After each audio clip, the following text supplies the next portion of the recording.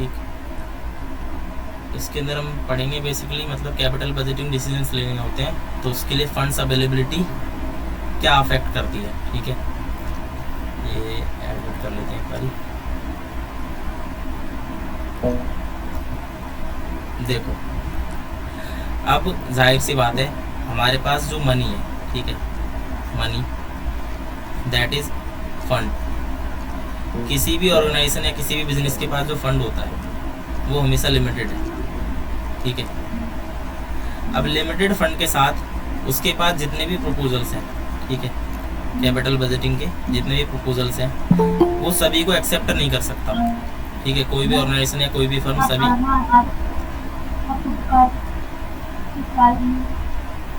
ठीक है, ये माइक ऑफ कर लेना जरा इसका। तो जो लिमिटेड मनी यानी कि फंड्स है किसी भी फर्म के पास, ठीक है, उस लिमिटेड फंड्स के साथ कोई भी बिजनेस सारे के सारे प्रपोजल्स यानी कि जो अल्टरनेटिव्स हैं उसके पास, ठीक है, वो एक्सेप्ट नहीं कर सकता।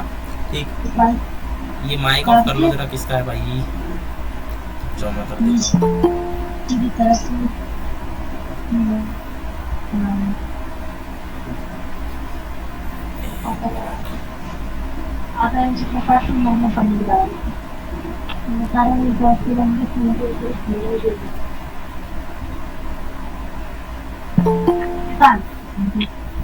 ये माइक ऑफ कर लो जरा।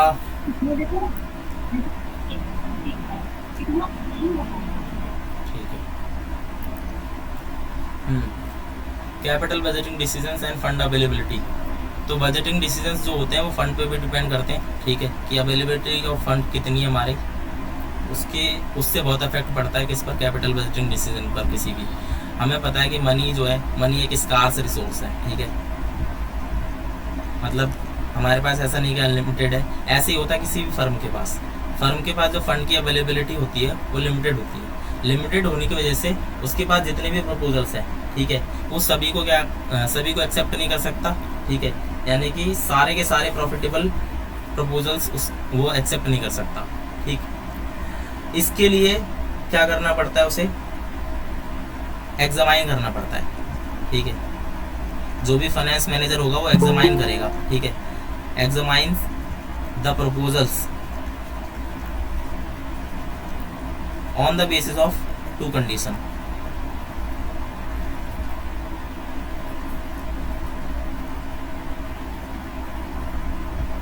तो दो कंडीशन के बेसिस पर,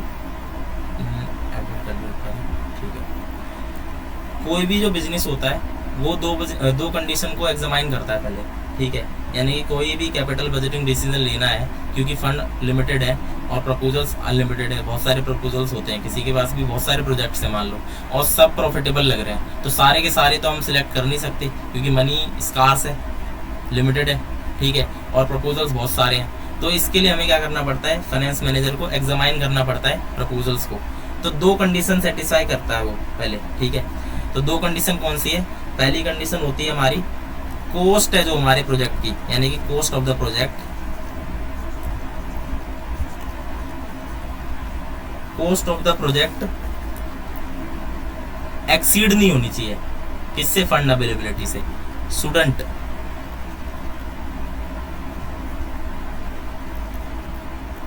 एक्सीड फंड अवेलेबिलिटी।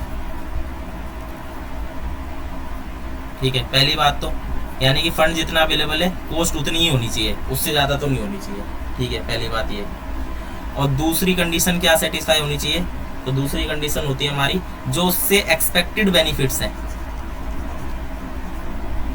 यानी कि जो हमारे पास प्रोजेक्ट है उससे जो एक्सपेक्टेड बेनिफिट्स हैं, ठीक है, वो बेनिफिट्स क्या होने चाहिए, हमेशा कॉस्ट से ज़्यादा होने चाहिए। ठीक है, जो एक्सपेक्टेड बेनिफिट्स है वो हमेशा कॉस्ट से ज़्यादा होनी चाहिए उसकी। ठीक है, तो ये 2 कंडीशन जो प्रपोजल सेटिस्फाई करेगा उसको सिलेक्ट करेगा कोई भी मैनेजर। ठीक है, अब कभी कभी क्या होता है कि फर्म के पास ना, मान लो कि फंड अवेलेबल नहीं है। ठीक है, फंड अवेलेबल नहीं है, फंड उसके पास अवेलेबल नहीं है पूरा। ठीक है, और ना ही वो क्या कर रही है, ना ही वो नॉर वांट्स टू प्रोक्योर, ना ही वो चाह रही है कि मैं ले लूँगा इसे फंड, ठीक है। तो ऐसी कंडीशन अगर किसी फर्म की है, ठीक है, तो इस कंडीशन में अगर कोई फर्म ऑपरेट कर रही है तो उस कंडीशन को कहते हैं कैपिटल रेशनिंग कंडीशन। मतलब उसके पास ना तो पूरी तरह से फंड अवेलेबल है, ठीक है, और ना ही मतलब वो फाइनेंस करना चाह रही, ठीक है। तो ऐसी कंडीशन को कहते हैं कैपिटल रेशनिंग। यानी कि इस केस में क्या है, फंड्स रिक्वायर्ड जो है किसी भी फर्म के, यानी कि रिक्वायर्ड फंड्स जो है वो ज़्यादा है किससे, फंड जितने भी अवेलेबल है उससे, ठीक है।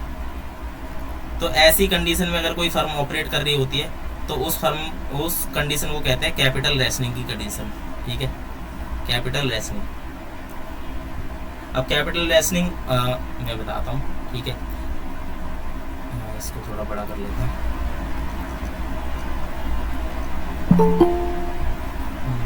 ज्वाइन होने सारा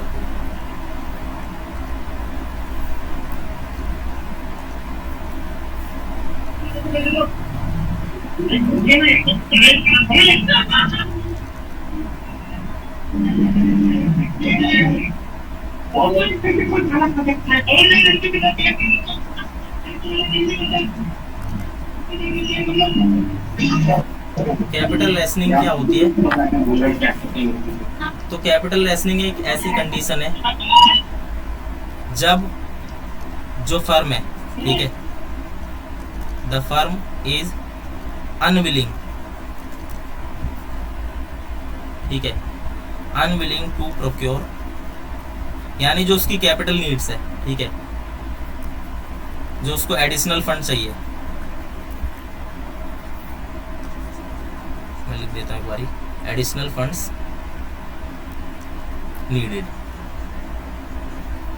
यानी कि जो फर्म है हमारी वो क्या कर रही है, जितने भी उसे एडिशनल फंड चाहिए उसको लेना ही, मतलब उसको नहीं लेना चाह रही वो, ठीक है। तो ऐसी अवस्था में अगर कोई भी फर्म ऑपरेट कर रही होती है तो उसको कैपिटल रेशनिंग की कंडीशन कहा जाता है, ठीक है। अब कैपिटल बजटिंग डिसीजन ये तो हो गया हमारा, ये हमने एक चीज़ पढ़ ली, ठीक है, ये हमने अब तक क्या पढ़ लिया, अच्छा इसमें और भी जगह थी क्या, पता नहीं। कैपिटल बजटिंग डिसीजन और फंड अवेलेबिलिटी पढ़ लिया हमने, ठीक है, कि हमें सबसे पहले पता है कि जितना भी हमारे पास फंड्स अवेलेबल होता है किसी भी फर्म के पास वो लिमिटेड होता है, और प्रपोजल्स तो बहुत सारे होते हैं और सारे के सारे प्रॉफिटेबल लग रहे होते हैं, लेकिन कोई भी फाइनेंस मैनेजर सारे के सारे प्रपोजल्स को एक्सेप्ट नहीं कर सकता because of unavailability of funds, यानी कि फंड्स लिमिटेड है, ठीक है। तो एग्जामाइन करता है कोई भी फाइनेंस मैनेजर, एग्जामाइन करता है, दो कंडीशन सेटिस्फाई करता है सबसे पहले, तो यानी कि cost of the project should not exceed funds availability, ठीक है। तो जितने फंड्स अवेलेबल है उससे ज़्यादा का तो होना ही नहीं चाहिए, पहली बात प्रपोजल। दूसरा, एक्सपेक्टेड बेनिफिट जो है वो कॉस्ट से ज़्यादा होनी चाहिए उसकी, ठीक है। अब देखो, अब ऐसी सिचुएशन में अगर कोई फर्म ऑपरेट कर रही है जहाँ पर उसके पास जो फंड्स की अवेलेबिलिटी है वो रिक्वायर फंड से क्या है, कम है, ठीक है, तो ऐसी सिचुएशन को कहते हैं कैपिटल रेशनिंग की कंडीशन। अब कैपिटल रेशनिंग के केस में ऐसे चल रहा है ना,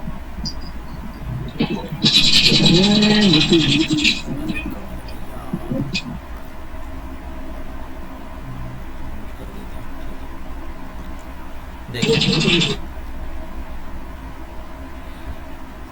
अब हम नेक्स्ट चीज पढ़ेंगे, कैपिटल बजटिंग डिसीजन लेते वक्त कुछ अजम्पशन ली जाती हैं मैनेजर द्वारा, ठीक है। तो वो अजम्पशंस कौन सी हैं वो देखते हैं पहले।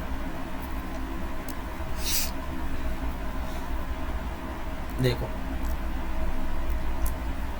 तो यहाँ पर क्या है, कुछ जनरल सेट है, मतलब सेट बना रखा है किसका, कंडीशन का, जनरल सेट ऑफ कंडीशंस, ठीक है, जिन कंडीशन को कोई भी मैनेजर क्या करता है, सेटिस्फाई करता है, या फिर कोई भी मैनेजर किसी भी प्रपोजल का फाइनेंशियल एस्पेक्ट जो है, देखो वैसे तो एक प्रपोजल के बहुत सारे एस्पेक्ट होते हैं, ठीक है, अकाउंटिंग एस्पेक्ट अलग है, लेकिन एक फाइनेंस मैनेजर क्या इवेलुएट करता है, फाइनेंशियल एस्पेक्ट सिर्फ, ठीक है, यानी कि जो भी फाइनेंस से जुड़ी हुई चीज़ें हैं उस प्रपोजल की वो इवेलुएट करने का काम होता है फाइनेंस मैनेजर का, ठीक है। तो यानी कोई भी कैपिटल बजटिंग डिसीजन लेते हैं कोई भी मैनेजर, तो वो कुछ अज्यूम करते हैं, कुछ अजम्पशंस लेके चलते हैं, जिनको जनरल सेट ऑफ कंडीशंस भी कहा जा सकता है फाइनेंशियल एस्पेक्ट की, ठीक है। तो उसमें सबसे पहली कंडीशन जो होती है वो होती है certainty.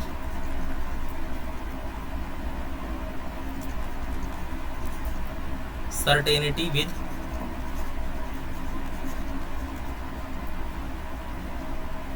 Respect to cost and benefits.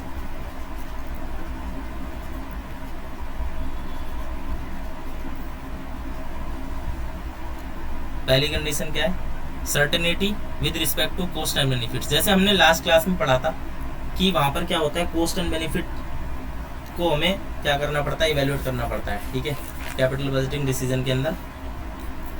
वहां पे हमने पढ़ा था कि एक लिमिटेशन है सर्टेनिटी, यानी कि अनसर्टेनिटी के बारे में पढ़ा था हमने। तो इसीलिए अनसर्टेनिटी की जो लिमिटेशन थी, जो प्रॉब्लम थी, उसको रिमूव करने के लिए मैनेजर क्या मान लेते हैं, सर्टेन मान लेते हैं, किसको, कॉस्ट एंड बेनिफिट्स को, ठीक है। हालांकि किसी के लिए भी मतलब ज़्यादा लंबे समय के लिए कॉस्ट एंड बेनिफिट को एक तरह से कह सकते हैं अज्यूम करना मुश्किल काम है, लेकिन यहाँ पर फिर भी हम क्या करते हैं, कैपिटल बजटिंग डिसीजन में ऐसा मान लेते हैं कि एक एक्यूरेट फोरकास्ट है हमारे पास, ठीक है, ऐसा मान के करते हैं हम कोई भी चीज़ के अंदर। एक्यूरेट फोरकास्ट अवेलेबल है हमारे पास, किसका, कॉस्ट एंड बेनिफिट्स का, of cost and benefits is available.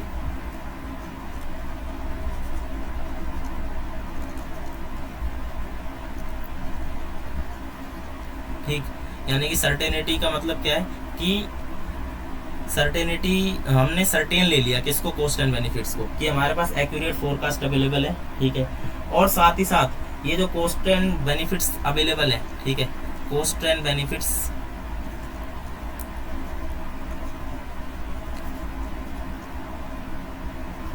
किसी भी प्रपोजल के जो हमारे पास अवेलेबल है, ठीक है, सिर्फ 1-2 साल के लिए नहीं, हम पूरी इकोनॉमिक लाइफ, जो उनकी पूरी इकोनॉमिक लाइफ है उसके लिए अज्यूम कर लेते हैं, ठीक है। Through out the economic life हम क्या अज्यूम कर लेते हैं, उनकी कॉस्ट एंड बेनिफिट्स अज्यूम कर लेते हैं। यानी कि हमने जो अनसर्टेनिटी वाली प्रॉब्लम पड़ी थी उसको दूर कर दिया ये वाली अजम्पशन लेने के बाद, ठीक है। तो ये अजम्पशन लेने के साथ ही वो दूर हो जाता है। इसके अलावा दूसरी क्या कंडीशन है, ठीक है, दूसरी कंडीशन होती है प्रॉफिट मोटिव। मैं बेसिकली क्या बता रहा हूँ, अजम्पशन। तो दूसरी अजम्पशन है प्रॉफिट मोटिव, यानी कि हर मैनेजर, ठीक है, कैपिटल बजटिंग डिसीजन जब लेता है,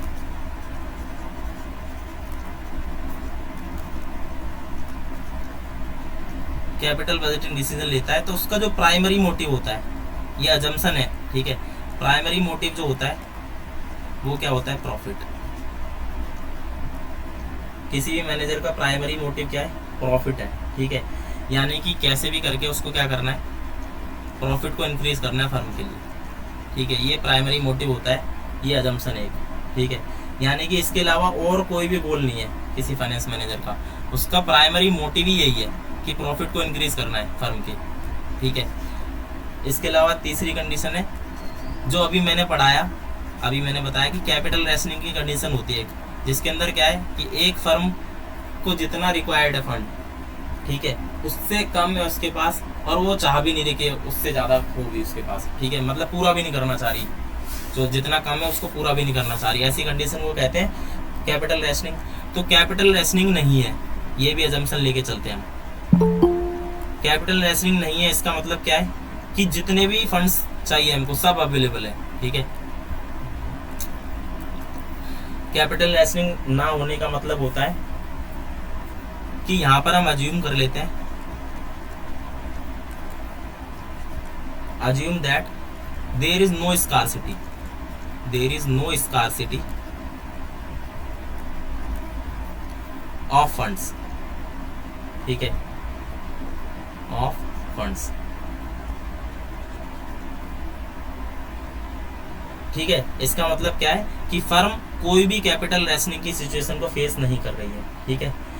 इसका मतलब यही हो गया कि जितने भी हमारे पास इन्वेस्टमेंट प्रपोजल्स हैं, ठीक है, उन सभी को हम इवेल्युएट कर सकते हैं और उन सभी को ही सिलेक्ट करने की हमारे पास सभी को सिलेक्ट करने के लिए हमारे पास फंड्स अवेलेबल है, ठीक है। तो ऐसा हम मान के चलते हैं। अब देखो फाइनेंस मैनेजर क्या करता है, FM मतलब फाइनेंस मैनेजर है यहाँ पर, ठीक है। फाइनेंस मैनेजर क्या करता है, वो यूज करता है जितनी भी उसके पास इंफॉर्मेशन है ना, यूज द इंफॉर्मेशन, यूजेस, हाँ, यूजेस द इंफॉर्मेशन, और टेक्निक्स का प्रयोग करता है,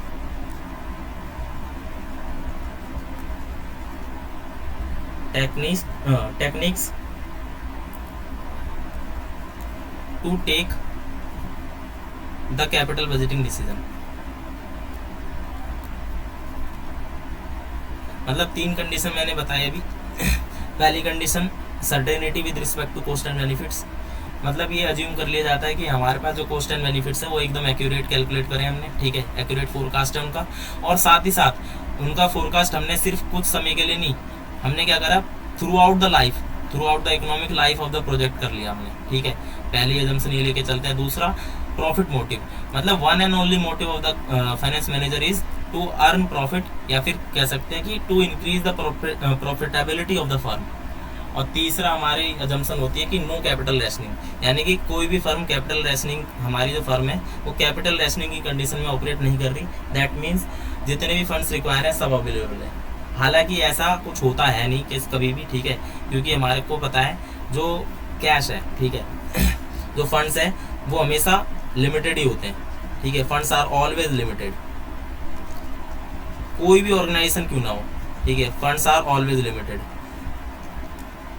तो देयरफॉर एक मैनेजर को क्या करना पड़ता है, अपनी सारी की सारी बेस्ट इंफॉर्मेशन का यूज करके जो भी उसके पास है, ठीक है, और सारे के सारी टेक्निक्स वगैरह लगा के कैपिटल बजटिंग डिसीजन को लेना पड़ता है, ठीक है। अब इस प्रोसेस के अंदर अगर हम बात करते हैं तो कुछ स्टेप्स हैं, ठीक है, स्टेप्स जो एक मैनेजर फॉलो करता है, steps of steps of process of taking capital budgeting decision.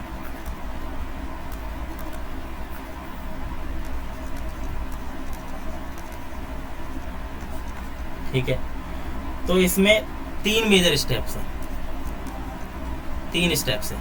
पहला स्टेप हो गया, ठीक है, पहला स्टेप क्या होता है किसी भी मैनेजर का, पहला स्टेप होता है एस्टिमेट करना कॉस्ट एंड बेनिफिट्स को, estimation of cost and benefits of the project, benefits of the project, ठीक है। दूसरा क्या होता है, तो दूसरा होता है भैया एस्टिमेशन ऑफ, अभी इसको डिटेल में देखेंगे अभी, ठीक है, estimation of required rate of return, यानी फिर हमें कितना रिटर्न चाहिए उसको एस्टिमेट करो। और नंबर 3 पे होता है इवेल्युएट करना डिफरेंट प्रपोजल्स को, इवेल्युएशन ऑफ डिफरेंट प्रपोजल्स,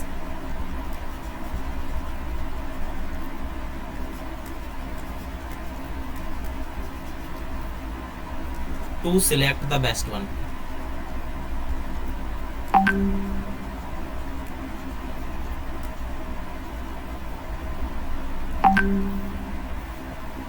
कौन मैसेज करता है, सही, ठीक है, ठीक। तो मैंने बताया कि जो प्रोसेस होती है कैपिटल बजटिंग डिसीजन को लेने की, तो उसके अंदर 3 मेजर स्टेप्स होते हैं जो एक फाइनेंस मैनेजर फॉलो करता है, ठीक है। पहला हो गया, सबसे पहले एस्टिमेट क्या करता है वो, cost and benefits of the project. दूसरे में क्या करता है, estimation of required rate of return, यानी कितना रिटर्न एक्सपेक्ट कर रहे हैं हम, ठीक है। और तीसरा होता है evaluation of different proposals to select the best one, यानी कि सबसे अच्छे वाले को सिलेक्ट करने के लिए हम क्या करते हैं, डिफरेंट प्रपोजल्स को इवेल्युएट करते हैं, ठीक है। तो हम एक एक करके पढ़ते हैं जरा इन स्टेप्स को। सबसे पहले की बात करते हैं, estimation of cost and benefits, ठीक है। सबसे पहले क्या करना है, कॉस्ट एंड बेनिफिट्स को इवेल्युएट करना है। तो देखो ये हमारा मोस्ट इंपॉर्टेंट स्टेप है, ठीक है।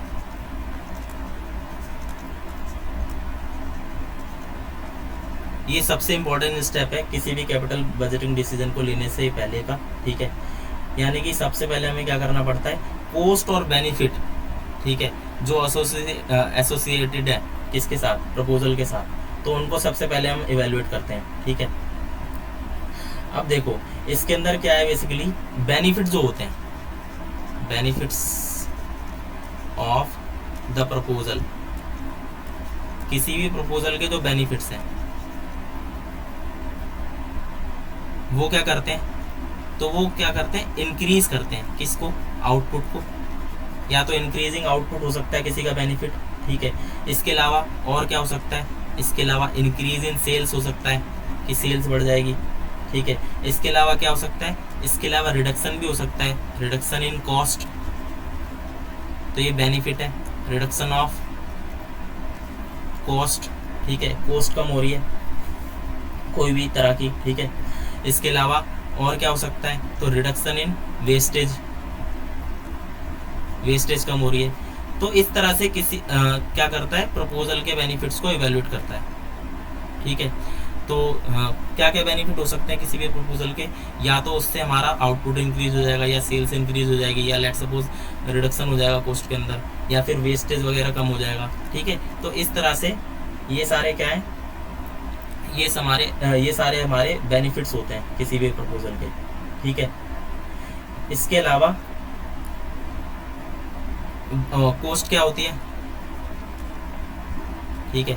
कॉस्ट बेसिकली जो हमारा कैपिटल एक्सपेंडिचर होने वाला है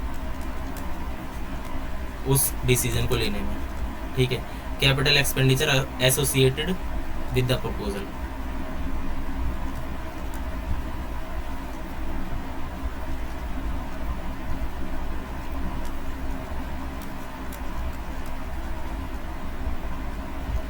उसको कहते हैं अपन कॉस्ट, ठीक है। यानी कि जितना भी कैपिटल एक्सपेंडिचर एसोसिएटेड है, यानी कि कह सकते हैं कि capital expenditure required to install,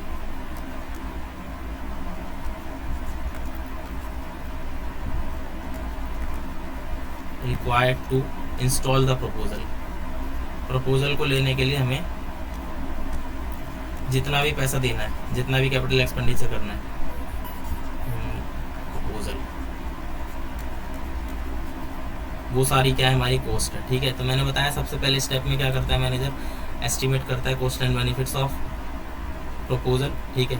ये सबसे इंपॉर्टेंट स्टेप होता है। तो इसके अंदर बेनिफिट को कैसे मतलब कैसे इवेल्युएट करते हैं, तो हो सकता है उससे आउटपुट इंक्रीज हो जाए, या सेल्स इंक्रीज हो जाए, या रिडक्शन ऑफ कॉस्ट, या वेस्टेज वगैरह रिड्यूस हो रहा है, ठीक है।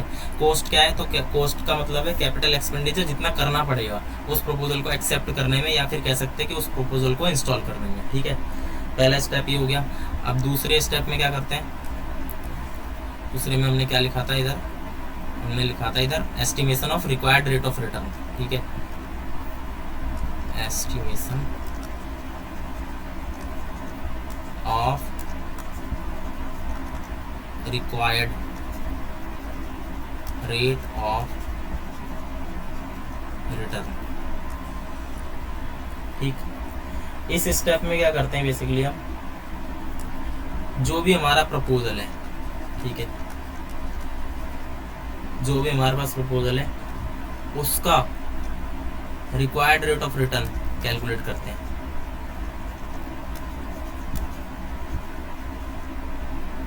ठीक है, कि उससे हमें कितना रिटर्न मिल जाना चाहिए, उसको कहते हैं estimation of required rate of return, ठीक है।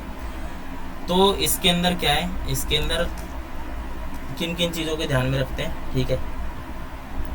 सबसे पहले तो टीवीएम को फोकस में रखना पड़ता है, टाइम वैल्यू ऑफ मनी, ठीक है।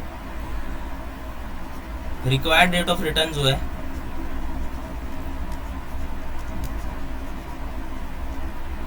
इसको अपन एक और नाम से जानते हैं, cost of capital. Cost of capital का मतलब क्या है कि सेम फंड को, ठीक है, same fund can be invested elsewhere, can be invested elsewhere, elsewhere, then return, return कितना मिल जाएगा उससे, यानी कि हमारे पास अगर मान लो लेट सपोज 1 लाख रुपए हैं, ठीक है, तो 1 लाख के लिए हमारे पास मल्टीपल अपॉर्चुनिटीज हो सकती है, ठीक है। अब उसमें से अगर हम मान लो हमारे पास 4 ऑप्शंस थे A B C D, अब इसमें से हम D के संग चले गए, तो हमने क्या करा, इनसे जो मिलने वाला रिटर्न था उसको हमने सेक्रीफाइस कर दिया। तो इसीलिए हम कह सकते हैं एक तरह से कि जो हमारा रिक्वायर्ड रेट ऑफ रिटर्न है, ठीक है, वही एक तरह से क्या है, हमारी अपॉर्चुनिटी कॉस्ट है, ठीक है। अपॉर्चुनिटी कॉस्ट भी वही होती है, यानी कि जितना तुमने किसी दूसरे प्रपोजल के अंदर रिटर्न जाने दिया, ठीक है, इसको सिलेक्ट करने के लिए, वही हमारा क्या है, रिक्वायर्ड रेट ऑफ रिटर्न, कि इतना कम से कम तो चाहिए, कम से कम उतना तो चाहिए जितना हमें उसमें, जैसे कि A से भी उतना ही मिल रहा है, B से भी उतना ही मिल रहा है, C से भी उतना ही मिल रहा है, D से भी उतना ही मिल रहा है, तो यानी कम से कम इतना तो होना ही चाहिए। अगर हम मान लो C को सिलेक्ट कर रहे हैं तो वो सबके बराबर तो है ही कम से कम, ठीक है, बाकी ज़्यादा हो सकता है लेकिन उससे कम तो नहीं चलेगा, ठीक।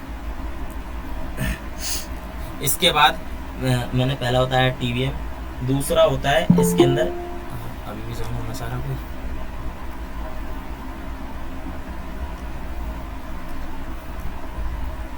ठीक है, पहला मैंने बता दिया कि इसके अंदर क्या है, हमें एडजस्ट करना पड़ता है, ठीक है, TVM के साथ सबसे पहले कॉस्ट एंड बेनिफिट्स को।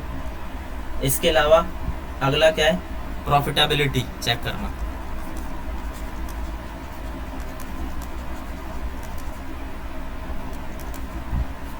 ठीक है, प्रॉफिटेबिलिटी कितनी है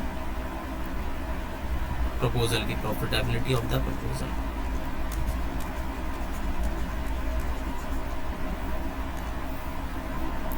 ठीक।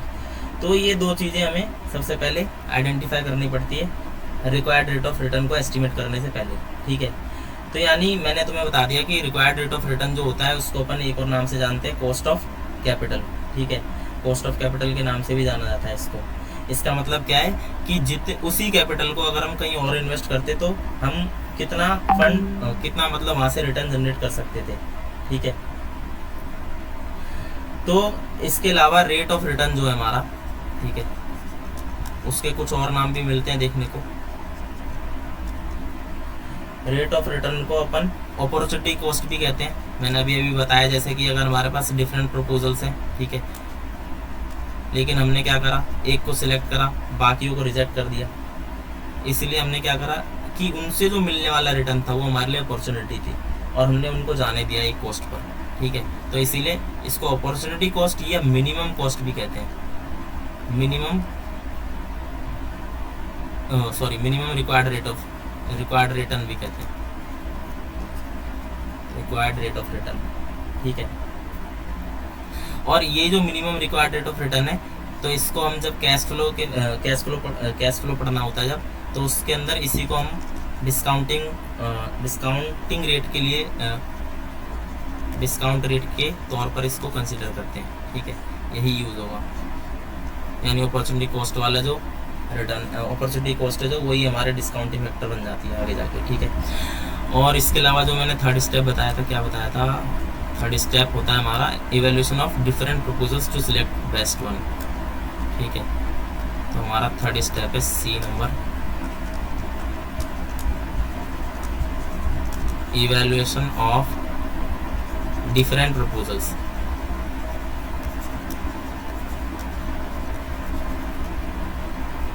टू सिलेक्ट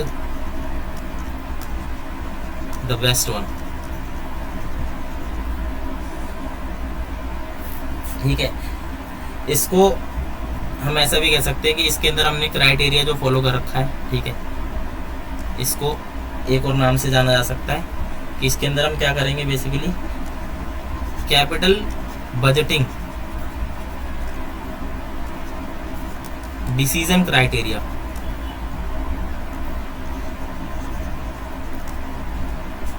को फॉलो करेंगे, ठीक है। इसके अंदर हमने, हो सकता है कि हमने हमारी फर्म के लिए कोई क्राइटेरिया बना रखा हो, ठीक है, यानी कि हमने बेस्ट अल्टरनेटिव चुनने के लिए हमने पहले से पैरामीटर सेट कर रखे हैं कि जो जो ऐसा ऐसा होगा उसको हम बेस्ट मानेंगे और उसी को सिलेक्ट करेंगे। तो हमें बेस्ट अल्टरनेटिव सिलेक्ट करना होता है इवैल्यूएशन के बाद, ठीक है। तो इसके अंदर काफ़ी सारे स्टेप्स होते हैं, काफ़ी सारी टेक्निक्स भी होती हैं, ठीक है। वो अपन पढ़ेंगे बाद में, जब हम वो पढ़ेंगे कि मतलब कैसे इवैल्यूएट करना है किसी डिसीजन को, लेना या नहीं लेना, ठीक है। तो अभी हम बात करते हैं पहले स्टेप की, ठीक है। पहला स्टेप देख लेते हैं एक बारी। पहला स्टेप मैंने बताया था एस्टिमेशन हाँ,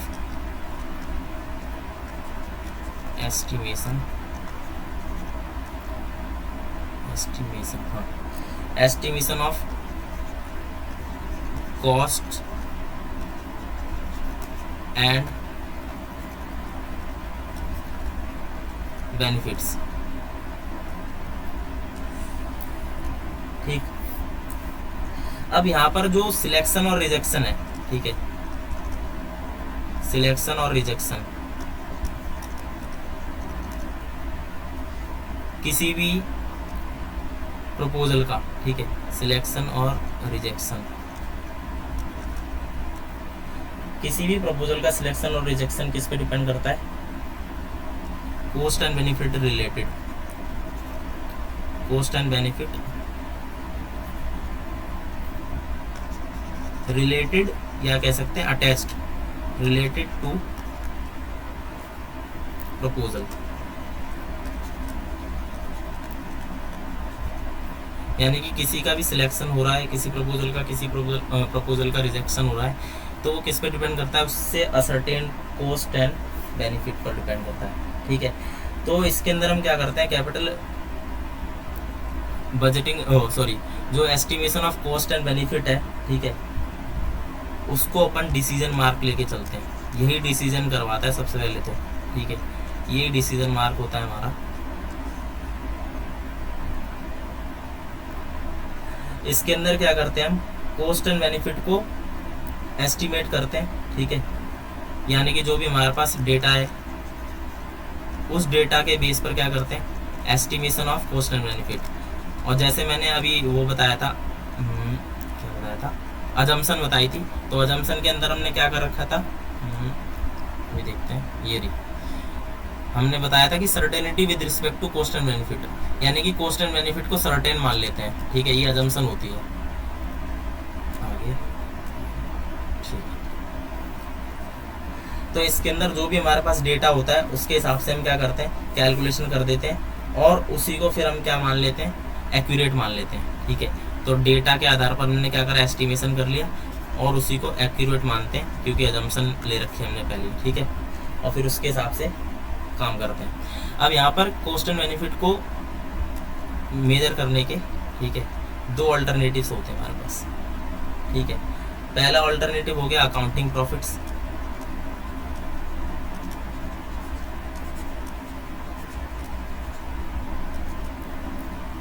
और दूसरा होता है कैश फ्लो। अब there is a difference between accounting profit and cash flow, ठीक है, देखेंगे आगे। तो अकाउंटिंग प्रॉफिट, पहले में मैंने बताया अकाउंटिंग प्रॉफिट,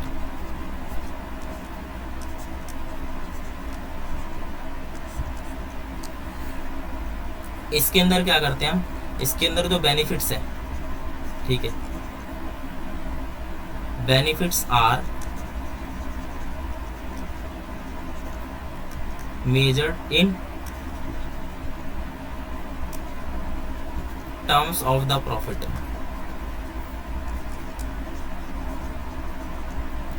यानी कि जितने भी बेनिफिट होते हैं किसी भी प्रपोजल के, ठीक है, उनको प्रॉफिट के रूप में मेजर किया जाता है इस वाले में, ठीक है। ये जो हमारा पहला वाला तरीका है, ठीक है, एस्टिमेट करने का कॉस्ट एंड बेनिफिट को, उसके अंदर क्या करते हैं हम, जितने भी बेनिफिट है सबको प्रॉफिट मान लेते हैं हम, ठीक है। और इसीलिए इसके लिए एक टर्म यूज होता है अकाउंटिंग प्रॉफिट, ठीक है। एक मिनट रुकना गाइस, एक कॉल है, एक मिनट बस। हेलो,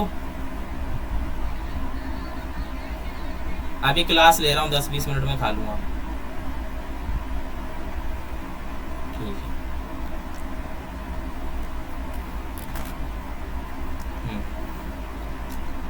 सॉरी गाइस, देखो, तो बेनिफिट को मेजर करते हैं प्रॉफिट के टर्म में, इसी को अपन अकाउंटिंग प्रॉफिट कह देते हैं, ठीक है, अकाउंटिंग प्रॉफिट। अब देखो यहाँ पर हमें पता है कि अकाउंटिंग प्रॉफिट क्या दिखा रहे हैं, एक तरह से एफिशिएंसी, ठीक है, एफिशिएंसी ऑफ फर्म।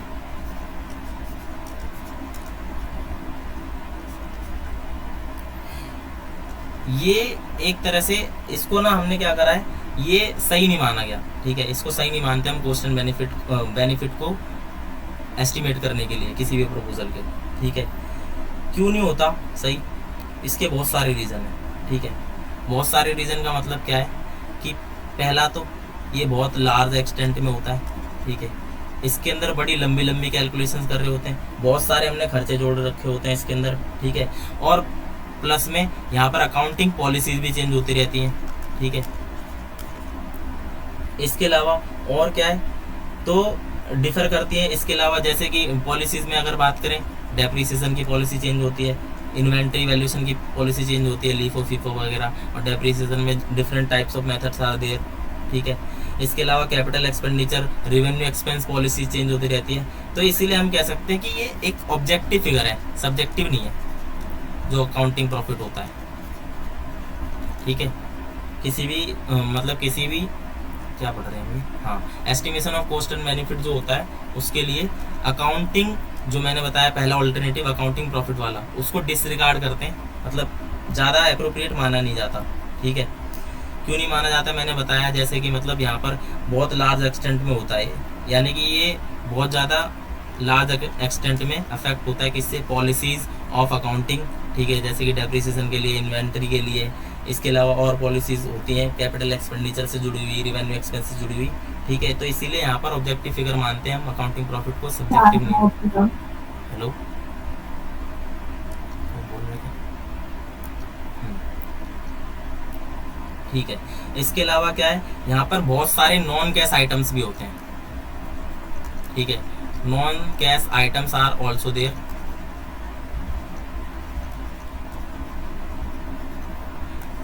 ठीक है। इसलिए भी हम इसको अप्रोप्रिएट नहीं मानते। जैसे कि अगर एग्जांपल की बात करें, ठीक है, एग्जांपल के लिए डेप्रिसिएशन है हमारे पास, ठीक है, डेप्रिसिएशन नॉन कैश है। इसके अलावा राइटिंग ऑफ, ठीक है, writing of the accumulated losses वगैरह या गुडविल वगैरह, ठीक है।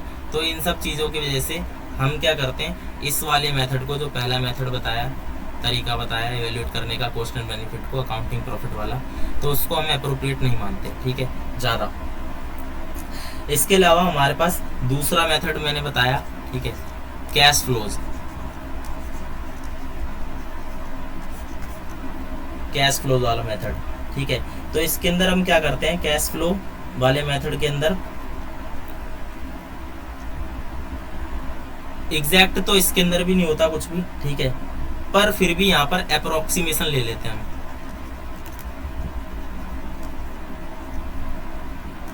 अप्रोक्सीमेशन बेस्ड ऑन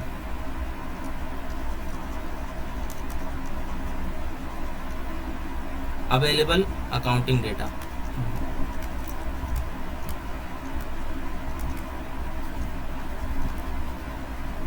ठीक है। यहाँ पर जो भी हमारी कॉस्ट होती है उसको अपन मानते हैं आउटफ्लो, यानी कि कैश आउटफ्लो मानते हैं उसको, ठीक है। इसके अलावा बेनिफिट जो है हमारे, उनको कैश इनफ्लोज मानते हैं,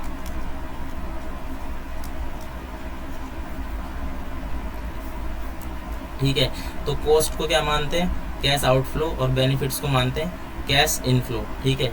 अब यहाँ पर कैश आउटफ्लो एक तरह से क्या है, कैश आउटफ्लो मतलब हमारा कैश जा रहा है, ठीक है। इसीलिए इसको हम एक और चीज कह सकते हैं, क्या कह सकते हैं, outflow of purchasing power. Cash जाने की वजह से परचेजिंग पावर भी चली जाती है किसी फर्म की, ठीक है। इसी तरह से प्रॉफिट जो होता है उसको हम कह सकते हैं कि इनफ्लो ऑफ परचेजिंग पावर, ठीक। तो यहाँ पर कैश आउटफ्लो और कैश इनफ्लो यूज होता है, प्रॉफिट और कॉस्ट के लिए, ठीक है। यहाँ पर हमें एक चीज ध्यान में रखनी है कि कैश जो होता है, कैश फ्लो जब भी कैलकुलेट करते हैं तो उसके अंदर से चीजें एक्सक्लूड करते हैं, ठीक है। कौन कौन सी चीजें एक्सक्लूड करते हैं, जैसे कि हमें पता है यहाँ पर कुछ नॉन कैश एक्सपेंसेस होते हैं, ठीक है। कैश फ्लो एक्सक्लूड्स, यहाँ पे लिख देता हूँ मैं, non cash expenses such as depreciation, ठीक है, राइटिंग ऑफ वगैरह,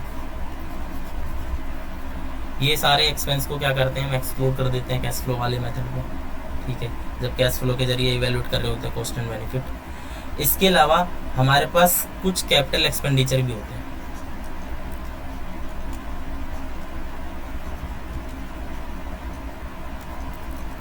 ठीक है। उनको क्या होता है, बेसिकली कंसीडर नहीं करते, not considered.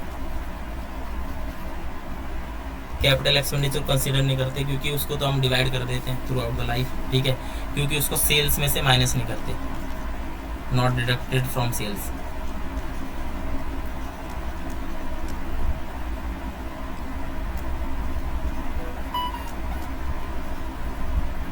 From sales revenue. इसीलिए यहाँ पर कुछ डिफरेंस अराइज हो जाते हैं, ठीक है। जैसे कि हमने अभी पीछे पढ़ा था अकाउंटिंग वाला, ठीक है, अकाउंटिंग प्रॉफिट वाला, ठीक है, और यहाँ पर हम पढ़ रहे कैश फ्लो का। तो यहाँ पर there is difference,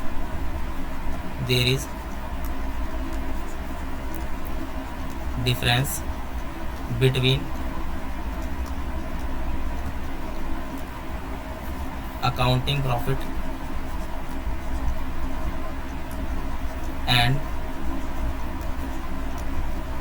cash flow, ठीक है।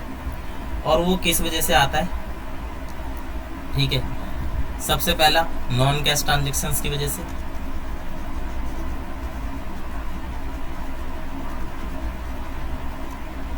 क्योंकि हम जब अकाउंटिंग प्रॉफिट कैलकुलेट करते हैं तो उसके अंदर नॉन कैश, कैश दोनों ही तरह के आइटम्स इंक्लूडेड रहते हैं, ठीक है।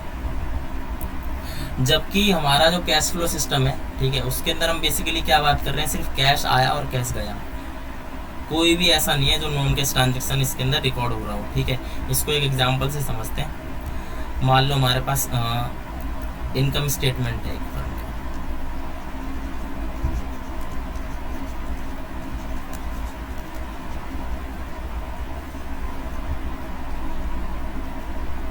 ठीक है। इनकम स्टेटमेंट है हमारे पास फर्म का, इसके अंदर हमें सेल्स दे रखी है, यानी कि रेवेन्यू, मान लो 1 लाख, ठीक है।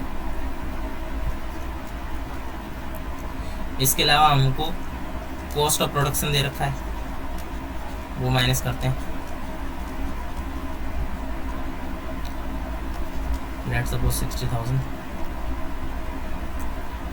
माइनस करते हैं नॉन कैश एक्सपेंस। ये कौन सा अकाउंटिंग प्रॉफिट वाला लगा रहे हैं मेथड अभी, ठीक है। देखो तो हाँ, यहाँ पर नॉन कैश एक्सपेंस के नाम पे हमारे पास मान लो डेप्रिसिएशन है, वो भी हमने इधर माइनस कर दिया, ठीक है। तो 75,000 हमें डिडक्ट करना है ऊपर से, ठीक है। तो यहाँ पर हमारे पास पीबीटी, प्रॉफिट बिफोर टैक्स बचा, लेट्स सपोज कितना बचा, तो 25,000 बचा, ठीक है। मान लेते हैं, अज्यूम करते हैं टैक्स रेट हमारा 30% है, ठीक है। तो माइनस करेंगे फिर टैक्स 30%, कितना था 25,000, 25,000 का 30% हो गया 7,500, 7,500 हमने पे कर दिया, ठीक है, टैक्स के रूप में। तो हमारे पास जो प्रॉफिट आफ्टर टैक्स बचेगा वो कितना बचेगा 25 में से 7.5 और माइनस करेंगे तो बचेगा यहाँ पर 17,500, ठीक है। 17,500 हमारे पास क्या बच गया, प्रॉफिट आफ्टर टैक्स। अब अज्यूम करते हैं, मान लो कि जितने भी हैं सब हम कैश फ्लो के हिसाब से कैलकुलेट कर रहे हैं, ठीक है, यानी कि कैश फ्लो पोजीशन से निकाल रहे हैं। तो सबसे पहले तो हम बात करेंगे कैश रियलाइजेस फ्रॉम सेल्स, मतलब सेल्स में भी कौन सी सेल्स ले रहे हैं, कैश वाली से, ठीक है, जो कैश में रियलाइज हो गई है। तो मान लो इसमें भी 1 लाख ही है हमारे पास, माइनस करेंगे कॉस्ट ऑफ प्रोडक्शन, क्योंकि वो आउटफ्लो है, ठीक है, कॉस्ट को आउटफ्लो कहते हैं, तो आउटफ्लो है इसलिए माइनस कर रहे हैं। तो पिछले वाले की तरह ही करते हैं, 60,000 माइनस कर देते हैं। फिर माइनस करेंगे यहाँ पर टैक्सेस पेड, ठीक है,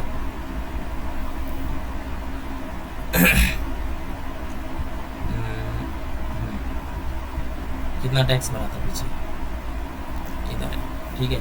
तो टैक्स हमने 7,500 भरा था, ठीक है, 7,500 भर देते हैं। तो ये टोटल कितना हो गया, 500, ठीक है, 67,500, ठीक, 67,500 हो गया। तो यहाँ पर हमारे पास बस इतना ही लेना होता है इसमें हमें, ठीक है। हमने पहले में क्या लिया है, पहले में हमने यहाँ पर डेप्रिसिएशन भी लिया है, क्योंकि वो नॉन कैश एक्सपेंस है। तो कैश फ्लो से जब इवैल्यूएट कर रहे होते हैं कॉस्ट एंड बेनिफिट, तो उसके अंदर हम क्या करेंगे, सिर्फ कॉस्ट ऑफ प्रोडक्शन ले लिया हमने, ठीक है, उसके अलावा हमने कुछ भी नहीं लिया था। ये हमारा टैक्स है, टैक्स इज पेड। तो यहाँ पर हमारे पास जो वैल्यू आ गई, ठीक है, वो हमारा कैश इंक्रीज या डिक्रीज होगा, नेगेटिव आएगा तो इंक्रीज, डिक्रीज, और पॉजिटिव आएगा तो इंक्रीज। अब 1 लाख में से 67,500 घटाएंगे तो बचेगा कितना, ठीक है, तो 32,500 बच रहा है, ठीक है। ये कैश इंक्रीज है इन्हें, यानी कि इसको हम कह सकते हैं कैश इनफ्लो है ये।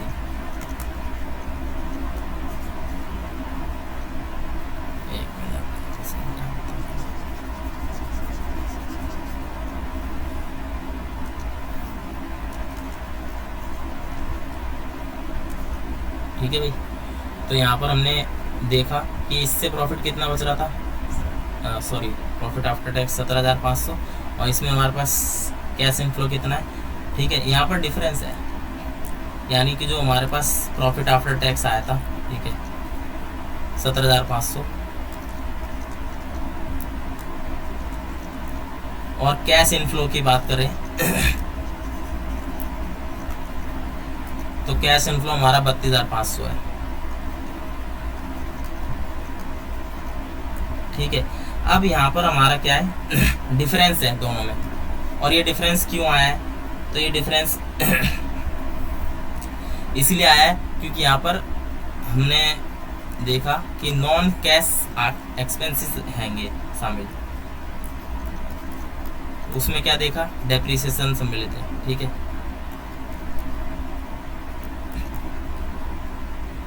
तो यहाँ पर हम कह सकते हैं कि एक फॉर्मूला बन गया हमारा कैश फ्लो का, ठीक है। तो कैश फ्लो बराबर क्या होता है, ये जो प्रॉफिट आफ्टर टैक्स है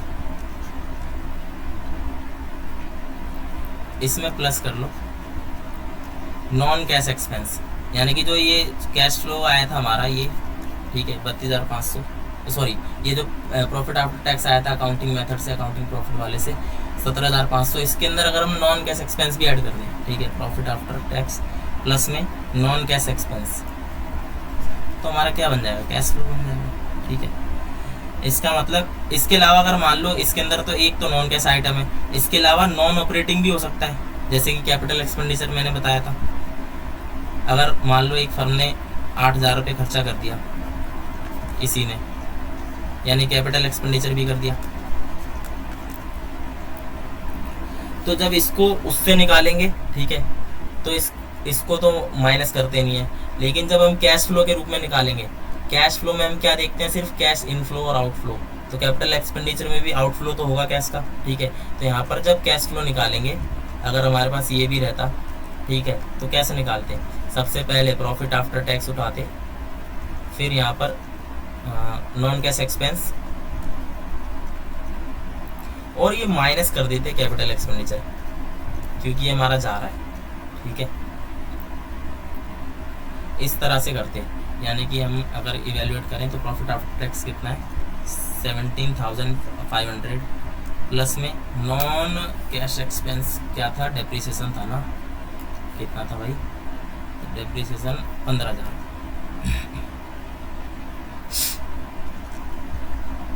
15,000 डेप्रिसिएशन माइनस करते कैपिटल एक्सपेंडिचर हमने लेट किया था 8,000, तो यहाँ पर कितना बचता 17 और 10 27 और 5 32,500, 32,500 में से 8 घटाएंगे तो बचेगा 25,500। ठीक है 25,500 24,500 देख लेना कितना बचेगा। ठीक है, तो ये हमने क्या देखा कि कॉस्ट एंड बेनिफिट को कैसे असरटेन करते हैं। अब एक एग्जांपल कर लेते हैं। ठीक है, फिर वाइंड अप करेंगे आज की क्लास। तो एग्जांपल करते हैं। मान लो हमारे पास कॉस्ट ऑफ प्लांट दे रखा है, कॉस्ट ऑफ अ प्लांट। ठीक है, ये प्रपोजल है हमारे पास, ये दे रखा है 5 लाख। ठीक है, उसकी एस्टिमेटेड लाइफ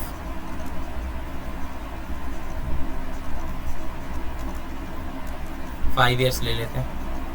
ठीक है, और उसको डिस्पोज कर देंगे। ठीक है,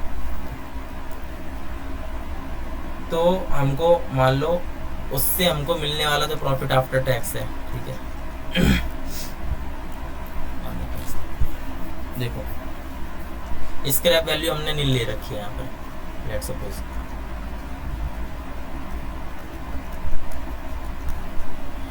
cost of plant 5 lakh, estimated life 5 year, scrap value हमने नील मान ली। ठीक है, तो profit before depreciation,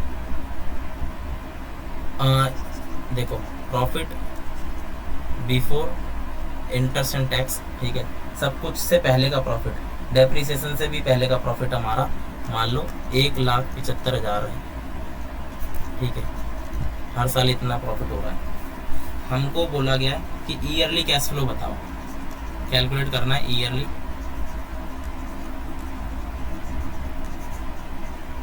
cash flow from plant. ठीक है, ये करने को बोला गया मान लो। तो सबसे पहले तो हमने देखना है कि यहाँ पर हमारे पास कॉस्ट ऑफ प्लांट कितना है, 5 लाख है। एस्टिमेटेड लाइफ क्या है, नील है। तो डेप्रिसिएशन कितना आएगा हर साल का। ठीक है, तो डेप्रिसिएशन आएगा हमारा 5 lakh divided by 5 years, 5 lakh divide by 5, ये आ जाएगा हमारा कितना, इसको ब्रैकेट में रख देते हैं, तो 1 लाख आ गया। 1 लाख रुपए डेप्रिसिएशन है।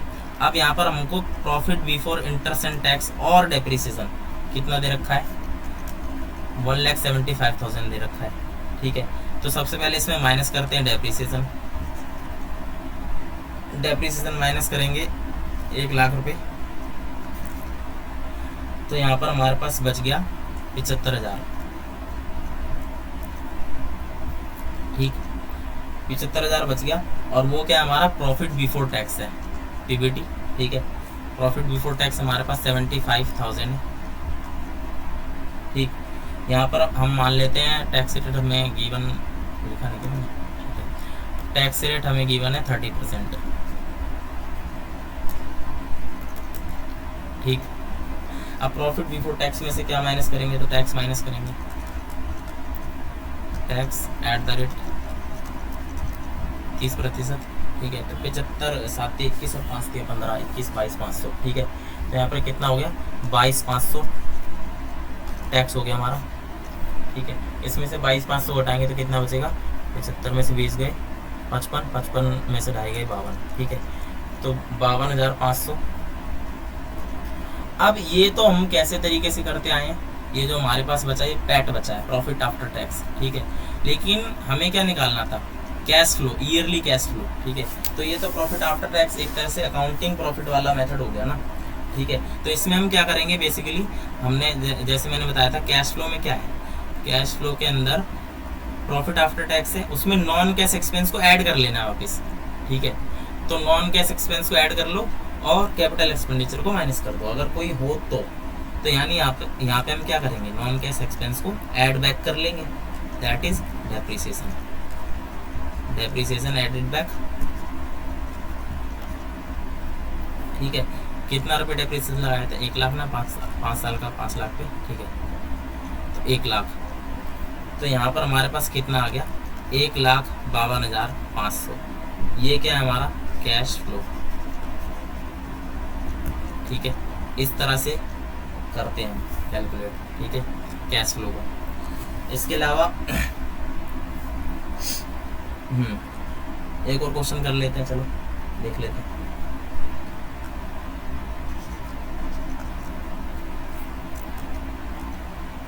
ठीक, तो एक और क्वेश्चन देखते हैं। हमारे पास कैपिटल बजटिंग प्रपोजल है, इसको इवैल्यूएट करना है। ठीक है, तो हमारे पास कॉस्ट ऑफ द प्लांट है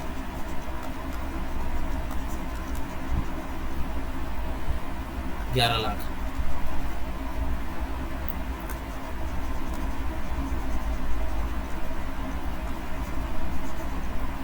इंस्टॉलेशन कॉस्ट मान लेते 3400। Useful life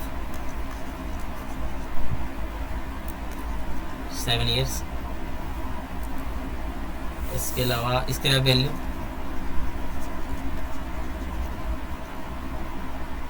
30,000। Profit before interest and tax, ठीक है, और डेप्रिसिएशन भी। Profit before interest and tax and depreciation is 2 lakhs और टैक्स रेट 50% है। ठीक है, इसके अंदर हमें क्या करना है, हमें देखना है, ठीक है, कि कैश फ्लो कितना होगा। तो सबसे पहले क्या लेते हैं, डेप्रिसिएशन, एनुअल डेप्रिसिएशन निकालते हैं। चलो, तो हमारे पास मशीन है 11 लाख रुपए की, ठीक है, और वो बिक जाएगी 30,000 की। 11 में से 30,000 घटाने के बाद, ठीक है, और प्लस में इंस्टॉलेशन कॉस्ट जोड़ेंगे पहले तो यहाँ पर 11, कैलकुलेटर ले लेता हूँ,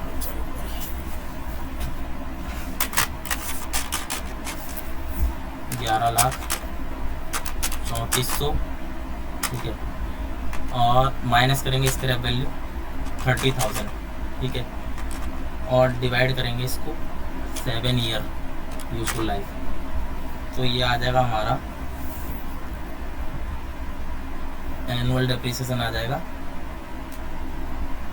1,53,343, ठीक है। ये हमारा एनुअल डेप्रिसिएशन आ गया। कैसे निकाला, तो यहाँ पे लिख देता हूँ ब्रैकेट में, वही 11 लाख जमा में इंस्टॉलेशन कॉस्ट 3400, ठीक है, और इन दोनों में से माइनस करेंगे 30,000 और इस पूरे को डिवाइड देंगे 7 यूजफुल लाइफ से, ठीक है। तो इतना आ जाएगा हमारे पास 1,53,343। अब profit before interest tax depreciation वगैरह सब, ठीक है, कितना दे रखा है हमको, ये रहा 2 लाख रुपए, ठीक है भाई। अब इसमें से माइनस करेंगे सबसे पहले डेप्रिसिएशन, कितना, 1,53,343, ठीक है। तो हमारे पास कितना बचेगा,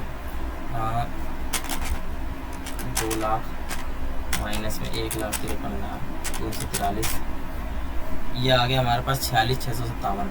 ये क्या है हमारा प्रॉफिट बिफोर टैक्स, कितना बचा, 46,657, ठीक है। 46,657 आ गया हमारा प्रॉफिट बिफोर टैक्स। माइनस करेंगे इसमें से tax at the rate 50%, 50% tax इसका इंटू में 50%, ठीक है।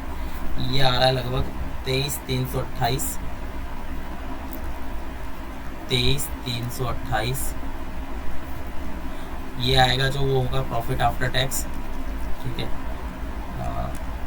कितना बचेगा, वो भी सेम ही बचेगा, 23,329 कर लेते हैं क्योंकि ये नॉट से तरह करना पड़ेगा, 23,329, ठीक है, क्योंकि 50% टैक्स था ना, तो 50% बचेगा।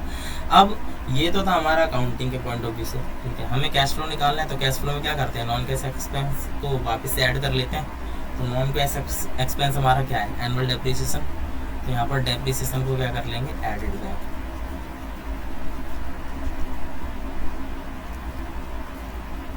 ठीक है। तो डेप्रिसिएशन कितना लगाया था, 1,53,343, तो यहाँ पर इसको ऐड बैक करेंगे तो यहाँ पर कितना हमारा 9 3 कितना 9 3 11 12, ठीक है।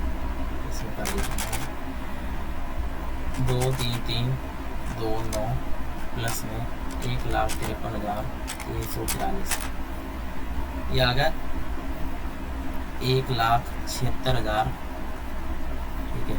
1 मिनट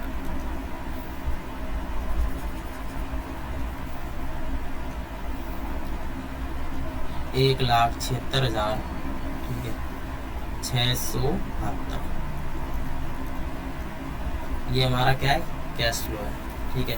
इसका मतलब इनिशियली अगर इसको हम इवेलुएट करें, ठीक है, तो इनिशियल कैश आउटफ्लो हमने शुरुआत में कितना दिया, ठीक है, प्लांट के लिए। तो प्लांट के लिए हमने शुरुआत में कितना दिया, 11 लाख रुपए का प्लांट, ठीक है, 11 लाख प्लस में 3400 रुपये इंस्टॉलेशन, टोटल हमने कितना दिया 11,34,00,000, ठीक है, इतना हमने शुरुआत में दिया। और एनुअल अगर कैश इनफ्लो की बात करें वो कितना आ रहा है, इतना आ रहा है, ठीक है। एनुअल कैश फ्लो इतना आ रहा है, एनुअल कैश इनफ्लो 1,76,672,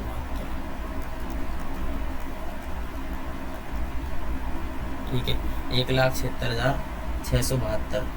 इसका मतलब और प्लस में ये 7 साल तक मिलेगा, till 7 years.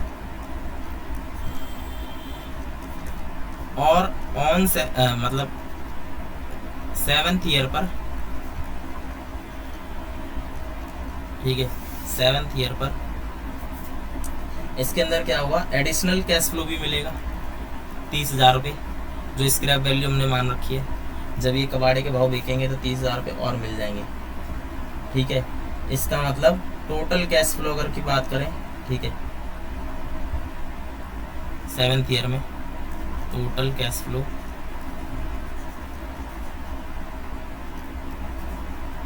For 7th year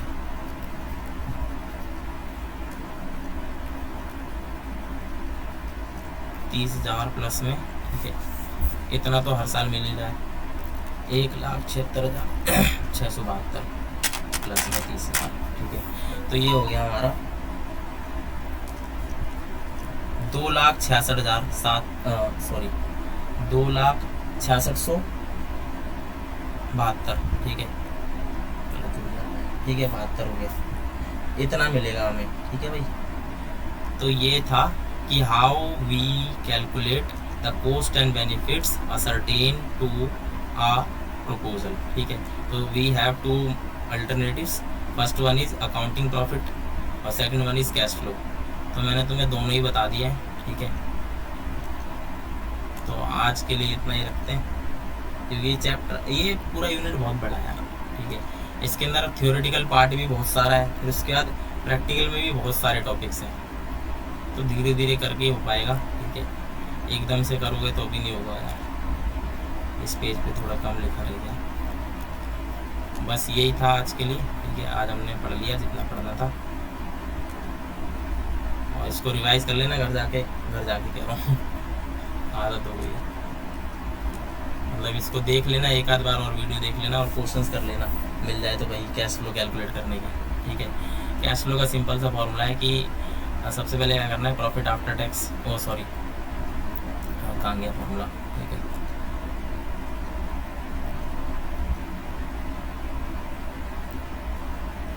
ये रहा, ठीक है। प्रॉफिट आफ्टर टैक्स लेना, नॉन कैश एक्सपेंस को वापस से ऐड बैक कर लेना, और कैपिटल एक्सपेंडिचर अगर कोई ऐड कर रखा हो, ठीक है, तो उसको माइनस कर देना, है ना। तो यहाँ से हम कैश फ्लो को कैलकुलेट कर सकते हैं। अगर हम बात करें दोनों, ठीक है, दोनों में से कौन सा बेटर है, तो कैश फ्लो मेथड ज़्यादा बेटर है, ठीक है, क्योंकि वो बहुत ज़्यादा चेंज होता है। अकाउंटिंग प्रॉफिट में काफ़ी ज़्यादा वेरिएशंस आती रहती है, ठीक है। तो इसीलिए कैश फ्लो को ज़्यादा एक्यूरेट माना जाता है, ठीक है भाई।